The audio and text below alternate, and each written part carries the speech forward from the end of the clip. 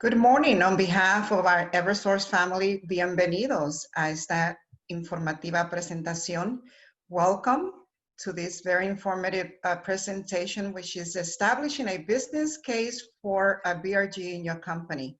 My name is Ana Alfaro, and I'm in corporate relations here at Eversource, and I'm also the co-lead of the multicultural BRG in Connecticut. I am honored to present today our speaker. Please join me in welcoming Paula Parnagian. And Paula is the manager of diversity and inclusion here at Eversource Energy. Prior to joining Eversource, she was the president of Worldview Services for more than 20 years, providing diversity and inclusion consulting to organizations throughout the US and the world. Paula is a trained mediator, a former math teacher, that's hard to believe for me, also a professor at Cornell University and former international software executive. Paula serves on numerous boards and civic organizations, and she's the founder of Citizens for Public Schools and Boston Citywide Dialogues on Race and Ethnicity. The US State Department recognized Paula as the top 100 thought leader in diversity and inclusion. That's amazing, Paula, so proud of you. And my friends, with you is Paula Parnagian. Thank you, Anna. Thank you very much. Good morning, everybody. I'm delighted to be here with you. And I want to speak to you today about the importance of business resource groups or employee resource groups or whatever version your organization might be calling these groups. They've gone through a number of name changes. And we'll start with the business case for why they're important to have. And then we'll talk about our Eversource journey in our building our business resource groups. And then we'll open it up for questions. So let's see, let me share my screen here. And Anna, can you see my screen, please? Yes, we can, Paula. Okay, oops. Let's start at the beginning. Okay, that's a preview of what you're going to see. Okay, so let's go. All right, so before we talk about business resource groups, we need to speak about the fact that they are usually part of diversity and inclusion efforts, and every company has a different definition. Oh, there it is. We were looking for that. So I'll just put it in this mode if that's okay. Anna, can you still see? Yes. Yeah, so hopefully that transition issue will go away. So every company defines diversity and inclusion differently, and our organization defines it as all the ways we are similar and different. Not just some of the ways and not just our differences, but also our similarities. So business resource groups are an outcome from decades and decades and decades of diversity and inclusion work at organizations throughout the country and throughout the world. After diversity initiatives were begun, it soon became clear for organizations they really needed to start working on inclusion. The fact that we have all this diversity in organizations, do folks feel welcome? Do they feel respected? Do they feel included? Are they treated with respect and dignity? So after diversity came inclusion, and again, inclusion is a feeling where people feel welcome, included, and valued for what they bring to the table. And then together, companies are doing diversity, inclusion, and now also equity work, diversity, inclusion, and equity, because it's critical for employee engagement and for meeting the changing needs of our changing world and changing marketplace. So the business case for diversity, why are we doing it? Every company will have a slightly different business case, but most companies, if not probably almost all companies today, are thinking about the shifting US workforce demographics, racially, ethnically, and otherwise. So if we think about, for example, the shifting demographics around Hispanics or Latinos in the US, Back in 1960, it was about 4%. Today, we have 13% today. And to go along with that, we have language issues, right? So today, about 13% of our US population, which is 43 million, their first language is Spanish. 12 million are bilingual. And so workforces need to be aware of these changes and to make sure that they're able to service and take great care of their customers. We're also thinking about our aging workforce. The US workforce is aging.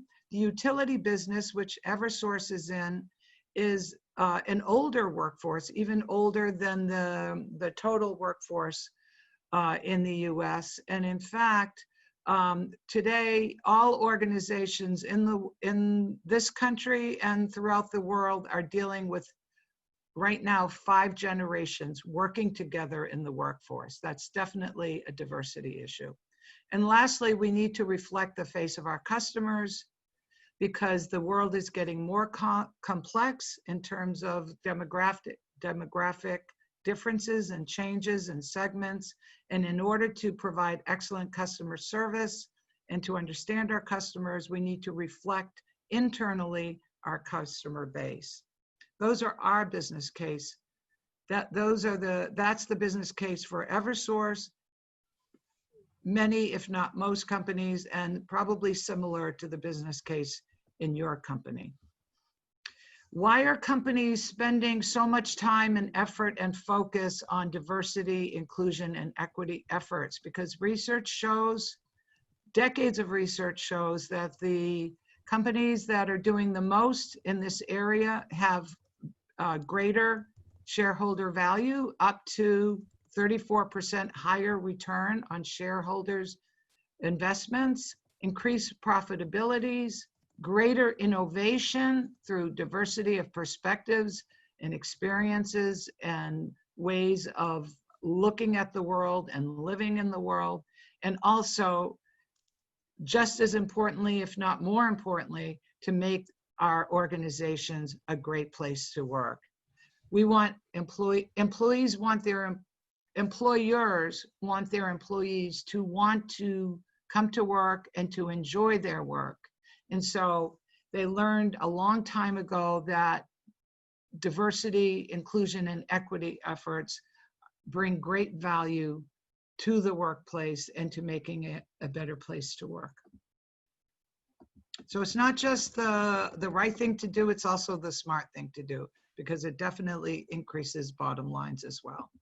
So every company that goes on a D&I journey, and that includes business resource groups or employee resource groups, has a strategy that they're working with, and they vary depending on the company and how they're approaching it. So I'll talk about the Eversource D&I strategy. Our D&I strategy sits on 4 pillars with a focus on workforce, workplace, supplier diversity, community support, and it's all predicated and on a foundation of leadership commitment. So what we mean by that is workforce. If we think about workforce here in this left-hand quadrant, does our workforce reflect our customer base? And if not, we need to make sure we make concerted efforts to do that. How is our workplace? Is it welcoming? Is it inclusive? Do people want to come to work? Do they feel respected, understood, valued? Are they invited to contribute all that they came to contribute? So that's about the inclusion piece. How are we with our suppliers? Are we supporting diverse suppliers? And lastly, how are we doing around supporting our communities and helping our communities to be strong? Paula, we have 15 minutes left. Okay, thank you, Anna. Thank you. And how is leadership commitment, and how do we continue to build leadership commitment? Now, how do we know how we're doing? We do this by a series of key performance indicators. We measure how we're doing. We measure our workforce diversity. We measure our leadership diversity. We measure our inclusive workplace, employee engagement, diverse supplier spend, and the resources and philanthropy and the support we give to our communities. And if we're doing all that well, that should lead to superior customer service, top-tier financial results, outstanding reliability and safety, strong employee engagement, clean energy leadership, and community involvement and recognition. And so we see this is a lot. Diversity and inclusion is embedded, and BRGs are embedded into the entire fabric of the organization, and we need D&I and BRGs in order to be successful. At Eversource, we have a diversity council, which is enterprise-wide. It is made up of our executive sponsors for the initiative, and under the council are the business resource groups. And presently we have 6, soon to be 7. We have one for women, we have one for veterans, we have one for pride, LGBTQ, new hires, young professionals, and multicultural. Next year, we will also add one for people with disabilities or who are differently able. All BRG efforts are focused under those pillars that I just spoke about, and specifically, what are the things that they're involved in? They're all involved with employee support, providing awareness and education, business solutions, external events, representing the company at external events, such as today, for example, college fairs and recruiting diverse candidates, providing resources, operational and community support. We have a D&I week about every other year, and our BRGs are out there in full force educating and informing the entire workforce about the value of D&I, in addition to what they do throughout the year. And they hold a series of festivals and celebrations. So let's take, for example, this multicultural BRG, and I'll give you an example of how this one BRG, what they're doing, and to show you as an example how our BRGs work. All our BRGs have a mission and charter, and the mission and charter for the multicultural BRG is to create an empowerment zone to assist Blacks, Latinos, Asians, American Indians, and other racially and ethnically diverse employees at Eversource by providing networking, mentoring, education, and support to help them develop the skills and to identify a career path and to attain their career goals. Specifically, we focus on employee engagement, networking, opportunities for members to share their challenges and successes, developing, growing, and learning, and support, and helping the organization to attract, hire, retain, and develop talent. If we look at the goals for this year for our Multicultural Business Resource Group, Anna is one of our leads. We have leads in every state that we're in. We're in 3 states, Massachusetts, Connecticut, and New Hampshire. So our business resource groups for the multicultural group, we have approximately 400 members from throughout the 3 states. And we have strategic goals that we set out at the beginning of the year. We had to adjust our goals this year because of the pandemic. And so we had to recognize that we're working in a virtual environment. And so we modified our goals to reflect the new reality. So at a minimum, we want to make sure we get these things done. These are the, because we do many things throughout the year, the BRG does, but at a minimum, strategically, we want to make sure that we had a virtual Black History Month celebration back in February. This coming month, October 1st, we're having a virtual celebration for Hispanic Heritage Month. And then we have other educational events throughout the year. The BRG also has, all throughout the year, they partner with corporate communications to spotlight and celebrate other cultural heritages, is that, yes, Yeah. Cultural heritages. That just doesn't sound right. Yeah, Paula, and I must add that we are very proud of our upcoming Hispanic Heritage Month celebration, which we are inviting Phyllis Barajas, the CEO of Conexión, and we have other surprises that will be happening, and so we're very excited. And with that, I'll say we have 10 minutes to go, so we gotta move it on. Move it on. Let's move it on. Okay. So how do we start these BRGs? That's the question. Oh, you want to go right to it? Okay, let's go right to it. Oh, and then Lisette, and what one of the activities we had around Hurricane Maria, you know, the BRG came together and we supported our local organization with a collection of food and funds, so a lot more. Yeah, and I think that, Anna, can you say a little bit more about why the BRG was so important for this effort? You know, our BRG members thought it was very important to support, you know, we wanted to do something to support our friends and families from Puerto Rico around the Hurricane Maria. And so we partnered with the local CREC relief center that was created then, and so and the Madre Latina in Waterbury. And so these were the organizations that right away we said, okay, you know, we're here and we'll help you. And the BRGs in Connecticut was very active. And then Lisette Andino, who's also a member and from Puerto Rico, you know, was able to have the company support the relief in a larger way, which was, you know, with that $75,000 grant from the 3 states. So the 3 states really got involved in the relief effort.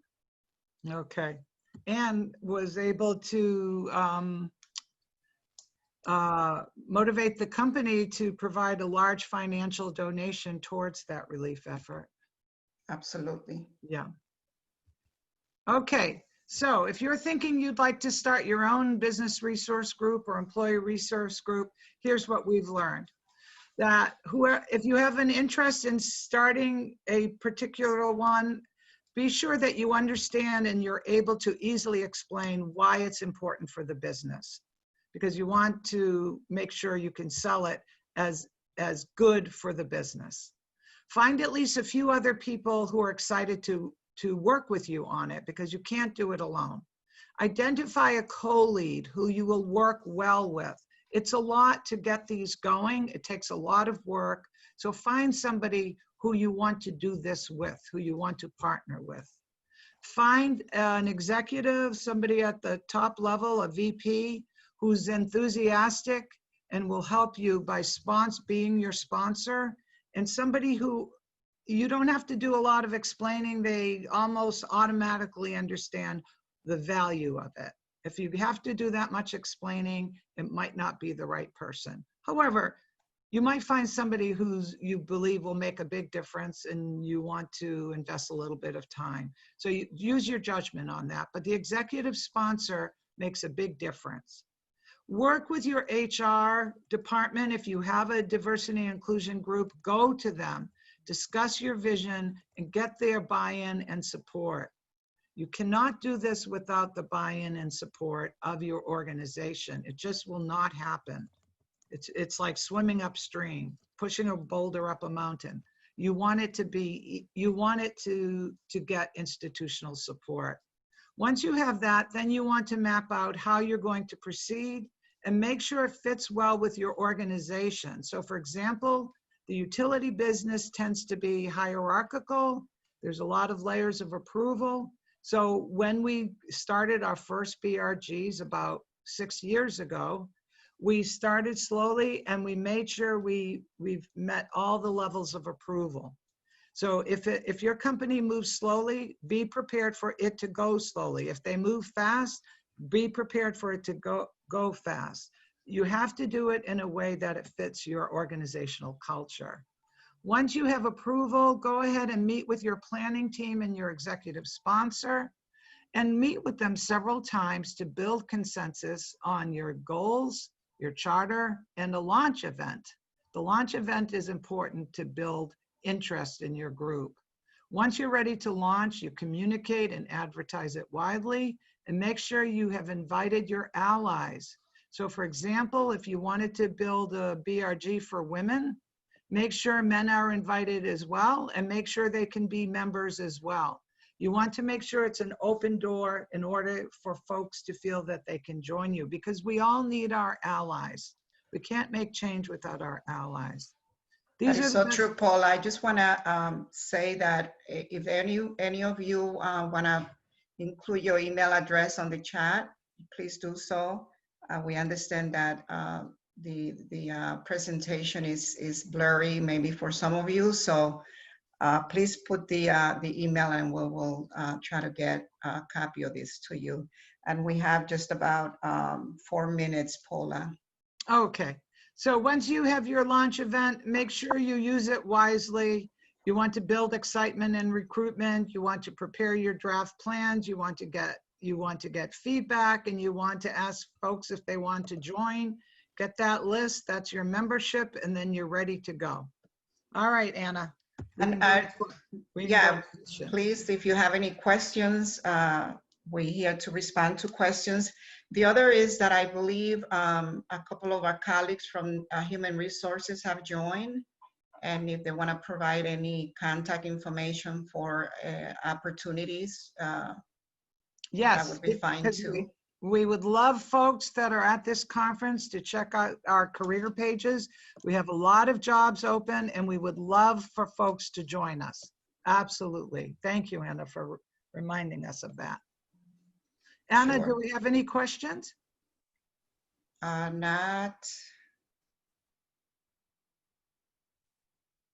No, we're just getting all the emails responding. Are there any questions?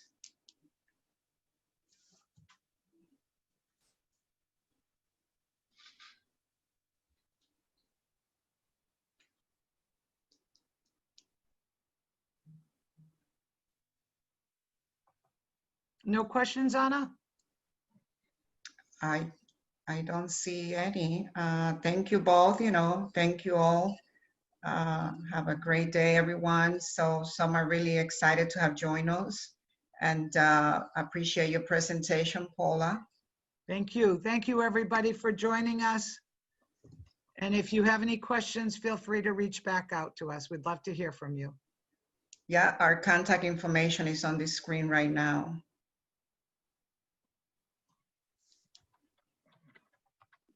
So we have any other reminders, Paula? Grace said, great job, Paula. Oh, thank you. Thank you. Anna. Should we play the video, Lisa's video, since we have about a minute? We had trouble. Okay. I'm not sure we'll be able to. Should I try it? No. Anna, you know what I'd love to do at that last minute? Yes. Could you share one or two things that you most value about being the leader or a member of the BRG? Absolutely. I value the fact that I have met employees from different countries, and we all come together to plan all these events. So in our BRG, we have employees from Poland, Asia, different Latin American countries, the Caribbean, and how we come together to be able to support the company's mission and vision, and just learn from each other and really make things happen. I believe that the BRG has made an incredible difference, for us in the company at Eversource.